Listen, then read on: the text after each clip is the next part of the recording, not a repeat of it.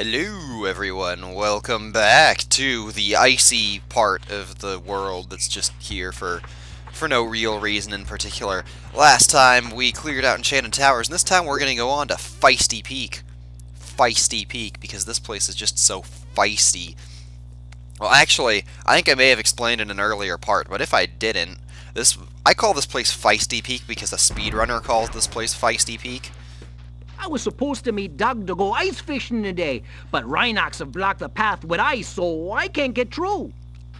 Alright, Minnesota / I've Canada. been trying to clear the way with this cannon, but it doesn't even shoot straight. I haven't been able to hit a dang thing all morning. Oh, well, that's too bad then. Well, yeah, so the reason that the speedrunner calls this place Feisty Peak is because there's a jump that you can make in this level, and it's like right at the beginning. I'll show it to you when I get here. It won't really help us a lot since we've got to go through the whole level to pick up everything anyway. You gotta hit the birds with the cannons too. Make sure you do that. But it's a jump that basically takes you right to the end of the level, and it's possible but extremely difficult to do. And I'm not going to attempt it here, but I might attempt it like later in another part or something, or maybe in a bonus video, or maybe that's what I'll do in the part where I go back and do skateboarding in Sunny Villa, because I do have to go back and do skateboarding in Sunny Villa. So, but anyway, the jump is actually right here. This is the end of the level, or well, this isn't the end of the level, but that right over there, that staircase takes you to the end of the level, and you can make this jump. It's really hard. It's really, really hard, but it's doable. Blow that guy up with some TNT. It's kind of cool how you can do that in this game. Use, like, hazards to beat enemies. Of course, it'd probably be a lot faster if I just charged headlong into the TNT barrels. Get these guys. These enemies are surprisingly difficult, by the way. Like, if you don't take them out really quickly, they will hurt you, so this is definitely, if you're having a no-damage run, it's a good chance it could end here. And these guys, the evil geniuses, as I like to call them, because that's what they laugh like. They laugh like evil geniuses. They're like, "Mwah, ha ha ha ha." So anyway, you got a cracked ice block there. That could be important later, because actually the last thing that we're going to do, or at least the last thing that I'm going to do in this level, is go and break that crack and pick up the gems that are underneath this frozen lake. But not before I use TNT to destroy Rhinox. So yeah, how's everybody doing? Today's November. Today is November 25th, I believe. It's like we're closing in on the end of the year already, which is pretty crazy. Definitely starting to get cold here in Michigan. There's no snow on the ground right now, but Michigan is weird about its cold weather because it usually, like, and I realize there are far colder places than Michigan, but the thing about where I live is that what happens is like everything will freeze over, and then it'll thaw. Like, it'll be like 35 one day, so everything will start to thaw, and then it'll freeze again. And then I mean, of course, we have like extended periods of weather in the 20s, but that's usually a little bit later in the winter. That's like January, February. Thank you, bird, for getting hit. Now, I believe that you can get up there, but I also don't entirely know for sure. Make sure you flame this rocket, though, because eventually we're going to come back to get that thing over there. And if you haven't flamed the rocket, you can't get the gems. So this is definitely, like, a noticeable increase in work. Like Sergeant Bird's base, it's like you just have so much more to do in these places. Also, those guys in the armor, since you haven't actually seen them attack me, they shoot snowballs out of their arm cannons, which I think is just really funny. They're cool dudes. No, it's just, yeah, just bonk the wall, Spyro. That'll solve all your problems. That guy thinks he's in like an FPS or something like that, just like jumping from behind the corner or something like that. No, so don't miss it. Okay. Wow, that was the weirdest kill I think I've ever gotten in this game. We're gonna rescue Maynard. He's gonna sing Hooker with a Penis, Prison Sex, and other Tool songs. It's funny because those are actually like two of the only, like I only have two, or no, I have 3 Tool albums, but one of them is an EP, so I don't know if that really counts. But they The two that I own don't have either of those songs on them. I only have Vicarious, or, no, not Vicarious. Vicarious is the first song on the album 10,000 Days, which is a really good album, and then their classic, wow. You know, their other big album that has all their famous songs, all the Radio Tool songs, all the Schisms, and the Lateralises. I don't think I've ever heard Lateralis played on the radio before, actually. I definitely haven't heard Ticks and Leeches, though, which is actually probably my favorite song off of that album. Alrighty. Blow up this ice over here. Yeah, basically all this level is blowing up ice. Thankfully, we're, like, almost at the end of the level. You can blow up the TNT with the cannon, too. The baskets, and that's just cool. It's cool, man. Okay. These birds are so annoying. And this is only the start of the horribleness, because in another world called Lost Fleet, we're going to have to kill these birds with cannonballs that arc. And that's really annoying. That's like some of the worst gems in this entire game to get, I swear. And you got to glide all the way out here to get all these gems here. I don't know, I guess it doesn't feel like too much work, since the gems tend to come in larger clusters. So picking them up, it doesn't actually feel a lot harder, but I don't know, there's something about seeing 500 out of 500. There's like a big difference between 400 and 500. Not just like a mathematical difference, it's like a psychological difference. By the end of the last world, we're getting 700 gems, so it's like, jeez. Step right up, Spyro. Behind this door is the single greatest show on Earth. That's right, ice dancing. Season tickets are available, but you'll have to act fast. Oh, act fast, you say? Pay 500 gems to enter the ice rink? Sure, it's only money. Take off, hoser! What? You don't want to pay? What are you saving your money for? Another sequel? Oh, moneybags, you're the best. Alright, yeah, no, we gotta do this. I always knew you were a cultured sort of dragon. Well, step right in. The show's about to start. This is another door that I don't think you can get past when it comes to paying money bags. There's probably some way somewhere, but I haven't seen it, so just gotta talk to this ballerina girl. Tonight is my big ice dance performance, and these hockey players are ruining it.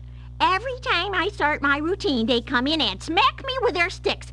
Oh, I sure wish I had a partner. Someone courageous and strong and handsome and purple who breathes fire. Well, that's oddly specific. Will you please help me perform my ice dance?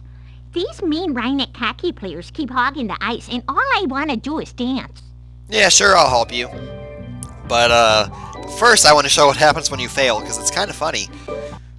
Thanks, let's go. Alright, so I'm just going to let her get hit by the very first guy, because she makes a hilarious noise when these guys hit her with their sticks. She's like, whoochie! It's like, I don't even know how to describe it. That's okay. It didn't hurt as much as it looked. Let's try again. Wow, that's a chipper attitude. Thanks, let's go. Yeah, this is actually like... I remember this took me a while when I was a kid, too, because it's like... These guys come at you from all directions, and you're on the ice, so you got ice physics to deal with, and that's not fun, so... But generally, all you gotta do is, like, stay around her, and then Spyro's flame is a lot bigger than it looks. But I remember hearing that freaking noise. So, okay, that was close. That was really close. But I remember hearing that noise that she makes all of the time when I was a kid. I like to get that guy and then come back down here to her, so... Nobody will really attack her in the meantime. You just get that guy on the way back. This is always the same every time. This is like 100% static, which is a word. It's a good word, and I've been trying to employ it in more things than just Toho. Not to get on that subject again, but I mean, like, any pattern in that game that is like the same every time you do it is a static pattern, so they're really easy to learn. And this is a static pattern, so once you know how to do it, you do it the same way every time, and you always get the egg. And she gets roses, she gets the accolades, and the whatnot, and the... We did it! That was my best performance ever! I guess one of the judges didn't like it, though. He threw this egg at me instead of a rose. Why don't you have it? Yeah, I'll take that egg. And the thing, I mean, like, this is a huge freaking egg, too. It's like, what, is he trying to kill her or something like that? I mean, there's heckling, and then there's freaking, like, jeez, I don't even know. That's like a little poke your eye out with that egg there. Okay, that's just stupid. What am I doing? Okay, get these guys. You can get those two at once if you're really cool, like I am. I'm just so cool, sitting here by myself playing Spyro. I put up ice blocks this morning so Bab wouldn't beat me to the ice fishing hole. If you want to try out the hole, you can borrow this fishing lure I've been using. This is my future. This is what life is like in Minnesota. This is like, if I do end up going to school there and transferring there, that's what everybody's going to be talking about. Oh, by the way, feel free to use our gondola whenever you want. It's all ice fishing all the time. So yeah, you can use this as a shortcut now. Man, gotta clear my throat. Anyway, you come down this little weird staircase here, which is the same staircase that you would be jumping to if you were making the feisty jump, so. And it takes you to the secret passage. Now, this is another area with two thieves, but you can actually do a little trick to kind of cut down the work for yourself on this one. If you jump, like, right here, and then you can just flame this guy before he even gets going, and you get the skill point for landing on that pedestal in the process. So, a little bit of sequence breaking, never hurt anyone. Definitely cuts down the amount of work. Because basically what happens is, you catch this guy on a supercharged, like, track, and then the red guy will just take his place, and you basically have to do it all over again. And nobody wants to watch the same thief chase twice. That's just boring, because thief chases are already boring enough as it is in this game. Now, you do have to be careful, though, because this guy can go different directions. I think the red guy tends to go a different direction a little bit more often. So, I guess that is, like, the only thing that is a little bit different, but... Oh, there we go. And I headbutt the egg. So, this dragon came out with some brain damage. Oh, I gotta take a sip of coffee, too. That's good stuff. I went to my apartment clubhouse to get coffee from their coffee machine because I didn't feel like brewing coffee at home. And I went there, and they had no fucking cups. They were totally 100% fresh out of cups. Now, if the camera would cooperate with me here, this would be a lot easier to do, but all you gotta do is charge that. Get a whole bunch of gems. Fortunately, there are not very many gems in this area. There's one other place that we have to go, though, and I think it's right... No, it's not right over there. I can't remember if you take this path or the other. Oh yeah, no, it's right over here. Yeah, you go over here where these gems are. Make sure you get all of them. That's kind of important. You follow this little path, and you get another secret passage. And this reminds me of the whirlwind in Spyro 2 that takes you up to that orb that's really far away in the Autumn Plains homeworld. So that should be the last of the gems that are in here. And now normally from here, you would make the glide to that platform and get the skill point, but we already did that. So yay. Well, that was it. That was like the easiest bonus area we've ever been to before. So fortunately, all we have to do left is a little bit of cleanup in the main world here. Like I said, we still gotta break the ice, and there's one other place we gotta go to here. Because over here there's another cannon, and I think these are the last birds we have to shoot down, so thank God for that. Because these things are just, I mean, like, obviously you're supposed to shoot where they're going and not where they are right now, but it's easier said than done, because it's kind of hard to judge how fast the projectiles are going. Especially when you get used to, like, modern shooters, like play BioShock for a while, and then you try to use the cannons in this game, and it's like, geez, there's the bullets, they travel so slowly. Alright, and there's just a random one-up right there. I don't know why they give you random one-ups in this game, because it's not like it's hard, and you kill enough fodder that getting one-ups is never a problem. Now this should almost be everything. We still have one more thing to do. This is a level full of, there's one more thing to do. And the one more thing to do that I hinted to earlier is breaking the ice. So first we gotta go all the way back to the end of the level. Which is why this one is kind of a pain in the ass. Like, I don't hate this level, but it just feels a little tedious going through everything here and getting the 100%, so... And only because you can't get the gems that are underneath the frozen lake and that dragon egg in the same go because you have to like pass one or the other and there's no way of getting back up. Like if you were to smash the ice, or God forbid you miss smashing the ice here, which is like I'm gonna line myself up carefully, make sure I don't miss. So all you need is one head bash, because you can't actually jump when you're on the ice. I don't know if I ever actually explained that, but yeah, the game does not let you jump on the ice, so you gotta head bash it from higher ground, like that Red Hot Chili Peppers song that I randomly heard playing in the radio at the grocery store one day, and I was like, really? Wow. Oh, fuck me, I'm missing gems! But yeah, I remember hearing that song on the radio, and then thinking how weird it sounded because I was so used to hearing the cover that was in Guitar Hero 1. Wait, what? How did I miss the... I am so confused right now. Oh my god, how did I miss that guy? What happened? I'm gonna have to, like, look things up in editing to figure that... That is really weird and confusing, but anyway, let's get out of here. Fortunately, that place is not nearly as bad as Sergeant Bird's base is. It's probably about as long, but it's nowhere near as much of a pain in the ass.